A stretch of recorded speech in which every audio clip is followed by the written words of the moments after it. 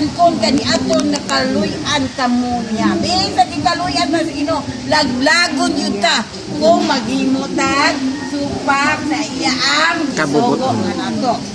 Nito ba mo na yan sa adha iyaang saon si gayon silugan iya kamong laglagon bisan kon kani adto gikaluyan kamo niya. Sag na ngayon ka pa sa ilo. Ano yung natanag? Sige niya po ninyo gibuhat. Dili na gid niya. Sige gyapon yukbo ato na. Tubag ang katawan mo. Alagad kami kani Ginoo. Busa miingon si Usli. Paminaw. Paminaw mo. Dahil maninit. Isumpay. Paminaw mo sa pulong sa Diyos.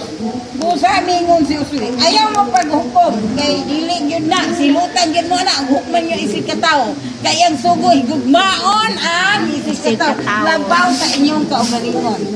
Na? Nabasa ninyo na?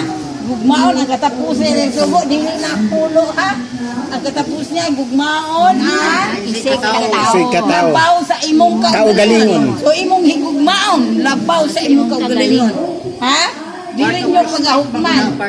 Kaya maghimog niya po siya dautan, iyan ang silutan. Dili ikaw mo silot nga tao nga natanaw siya. Sala, Ginoo mo'y magsilot na to. Kaya ako nakasala, mabalong sa iyo ako mudangog ko niya. Mudangog ta sa buhi nga Dios. Busa mingon si Josue, kamong tanan mismo mao ang mga saksi. Oh, kamong tanan mismo ang mga saksi ang inyong hukom sa pag-alagad sa Ginoo.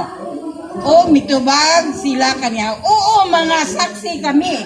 Kung mao ka na, mapod ni Josue, isalikway ninyo ang iyong mga isalikway ang mga Diyos. Na. So, isalikway ninyo. Dili ikaw ha, ang Ginoo may magbando, iyan ang pulong. Isalikway. Dili na tao nga pulong ha. Na ano siya, mauni ka magtuuran. Isulat ni sa inyong una-una o kasing-kasing. Isalikway ang Diyos. Inyong mga Diyos. O isaad nga ang Ginoo, ang Diyos sa Israel, maulamay inyong alagaran. Mitubag sila kanya, alagaran namo ang Ginoo sa among Diyos ug humanon namo ang iyang mga sugo. So,